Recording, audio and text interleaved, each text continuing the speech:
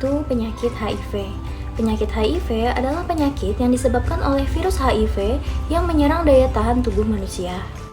HIV yang merupakan singkatan dari Human Immunodeficiency Virus adalah virus yang menargetkan dan menyerang sistem kekebalan tubuh manusia.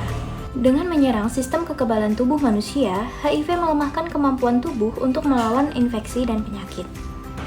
Meskipun belum ada obat yang dapat menyembuhkan penyakit HIV itu sendiri, terdapat berbagai pengobatan yang dapat memperlambat perkembangan penyakit dan memungkinkan penderita untuk menjalani kehidupan yang lebih normal dan sehat.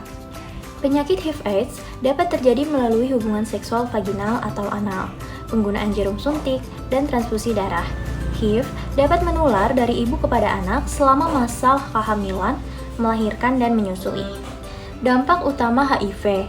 Yang pertama, penyerangan terhadap sistem kekebalan tubuh. Yang kedua, menghancurkan sel TCD4. Yang ketiga, rentan terhadap infeksi oportunistik. Yang keempat, kanker. Dan yang terakhir adalah komplikasi serius lainnya, seperti gangguan neurologis, hingga kondisi AIDS jika tidak dapat diobati. Selanjutnya ada struktur virus HIV. Yang pertama ada amplop atau envelope, yaitu lapisan terluar virus yang berasal dari membran sel inang. Yang kedua ada glikoprotein permukaan dan transmembran, yaitu protein yang menonjol dari amplop dan membantu virus menempel pada sel inang. Yang ketiga ada protein matriks, lapisan protein P17 yang terletak di antara amplop dan kapsid, membantu menjaga integritas virion. Yang keempat ada kapsid atau kapsid CaP24, yaitu cangkang protein berbentuk kerucut di bagian dalam yang melindungi materi genetik virus. Kemudian yang kelima ada RNA, dua molekul RNA untai tunggal yang berfungsi sebagai materi genetik virus. Selanjutnya yang keenam ada enzim, yaitu berbagai enzim penting untuk replikasi virus termasuk protease, polimerase, dan RNase, dan integrase. Target utama HIV adalah sel dengan marker CD14, khususnya sel T helper dan makrofag.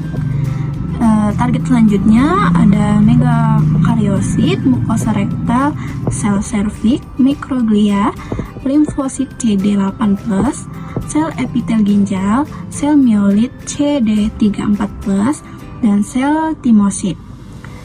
Terus pada reseptor, HIV menggunakan reseptor utama CD4 dan koreseptor kemokin, terutama CXCR4 dan CCR5 untuk masuk ke dalam sel targetnya.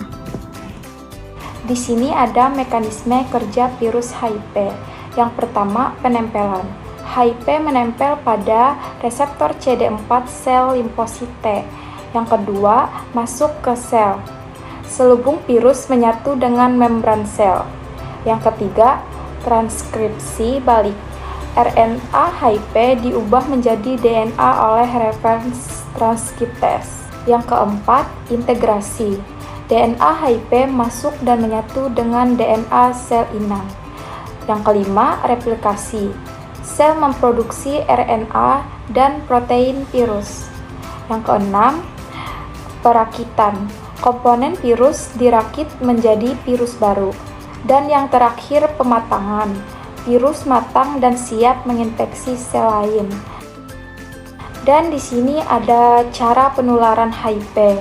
Yang pertama, hubungan seksual tidak aman.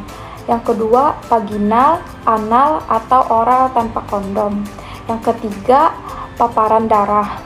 Yang keempat, penggunaan jarum suntik bersama. Yang kelima, alat medis atau benda tajam yang tidak steril. Yang keenam, penularan dari ibu ke anak, bisa melalui kehamilan atau saat persalinan, dan bisa juga melalui ASI. Dan yang terakhir, risiko penularan ibu ke anak dapat ditekan dengan terapi ARV. Selanjutnya ada obat dan cara kerjanya. Pengobatan HIV dilakukan dengan terapi antiretroviral atau ARV. ARV tidak menyembuhkan HIV tetapi menekan jumlah virus dalam tubuh sehingga penderita dapat hidup sehat, produktif, dan mencegah penularan ke orang lain. ARV bekerja dengan menghambat perkembangbiakan virus HIV. Pengobatan ini harus diminum seumur hidup, setiap hari, dan secara teratur sesuai anjuran tenaga kesehatan. Jika diminum dengan patuh, jumlah virus dapat menjadi sangat rendah atau viral load tidak terdeteksi, dan sistem kekebalan tubuh tetap terjaga. Pengobatan HIV tersedia di fasilitas kesehatan dan dapat diakses secara gratis melalui layanan pemerintah di Indonesia. Selain ARV, penderita juga perlu pemantauan rutin, menjaga pola hidup sehat, serta pengobatan infeksi oportunistik bila ada. Dengan pengobatan yang tepat dan kepatuhan tinggi, penderita HIV dapat memiliki kualitas hidup yang baik dan harapan hidup mendekati normal. Selanjutnya ada gejala HIV. Gejala HIV dibagi menjadi 3 fase.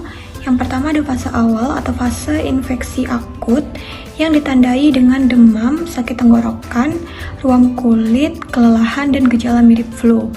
Yang kedua ada fase laten atau fase tanpa gejala, yaitu tidak menunjukkan gejala, dapat berlangsung bertahun-tahun, dan virus tetap aktif dalam tubuh. Yang ketiga ada fase AIDS yang ditandai dengan daya tahan tubuh sangat lemah, dan infeksi oportunistik muncul seperti penurunan berat badan drastis, diare kronis, demam berkepanjangan, batuk kronis, dan infeksi jamur. Cara pencegahan yang pertama yaitu penggunaan kondom. Penggunaan yang benar selalu gunakan kondom baru. Yang kedua, tidak berbagi jarum suntik. Yang ketiga, PrEP, Pre-Exposure Prophylaxis, obat harian bagi orang HIV negatif yang berisiko tinggi terpapar HIV untuk mencegah infeksi. Yang ketiga, PEP, Post Exposure Prophylaxis, obat yang diminum segera dalam 72 jam setelah kemungkinan terpapar HIV untuk mencegah infeksi. Yang keempat, tes HIV rutin. Yang kelima, pengobatan ART jika positif HIV. Penggunaan obat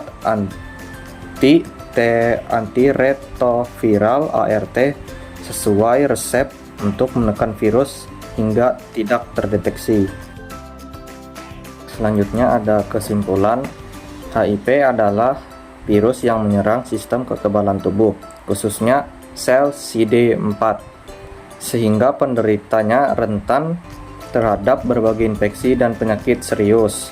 Penularan HIV dapat terjadi melalui hubungan seksual tidak aman, paparan darah, serta dari ibu ke anak. Namun dapat dicegah dengan perilaku hidup sehat dan langkah pencegahan yang tepat. Meskipun HIV belum dapat disembuhkan, terapi antiretroviral ARV mampu menekan perkembangan virus, menjaga daya tahan tubuh, dan meningkatkan kualitas hidup penderita. Oleh karena itu, pencegahan, deteksi dini melalui tes HIV, serta kepatuhan dalam pengobatan merupakan kunci utama dalam pengendalian HIV dan pencegahan AIDS.